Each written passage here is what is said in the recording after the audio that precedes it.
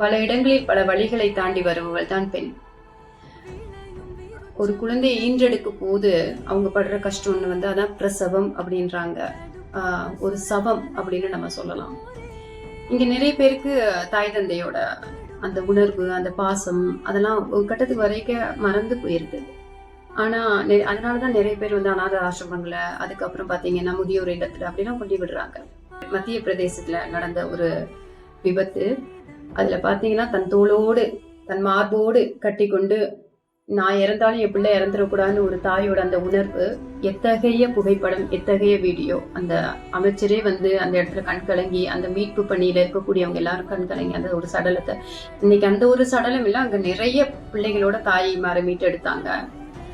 எத்தகைய ஒரு, என்னதான் அப்பா ஒரு வீட்டுக்கு ஆலமரமாக இருந்தாலும் அன்பெனும் சொல்லுக்கும் ஆசையெனும் பாசையெனும் வார்த்தைகளுக்கும் அன்பான உணவுக்கும் அதிகாரத்தன்மைக்கும் உன்னை அடக்கமாக வளர்க்கும் அந்த உணர்வுகளுக்கும் அவளை தவிர வேற யார் அப்படின்னா அது ஒரு தாய் தான்.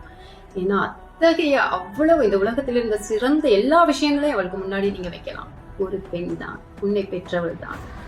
தயவு செஞ்சு தெருவில் விட்டுறாதீங்க. இந்த மாதிரி எத்தனை தாய்மார் இப்போ தெருவில் இருக்காங்க. இன்னைக்கு குழந்தையா கட்டி பிடிச்சிக்கிறாங்க. அந்த அந்த குழந்தை தன்னை கைவிட்டுருச்சு. இன்னைக்கு அவங்க ஒரு இடத்துல இருப்பாங்க பாருங்க சடலமா. அதெல்லாம் நான் நிறைய வீடியோல பார்த்துருக்கேன். ப்ளீஸ் இதெல்லாம் செய்யாதீங்க. ஒரு நேரம் சாப்பாடு நம்மளால போட முடியாதா? ஒரு உறுதுணை வாங்கி கொடுக்க முடியாதா நம்மளை பெற்றவளுக்கும் பெற்றவருக்கும்?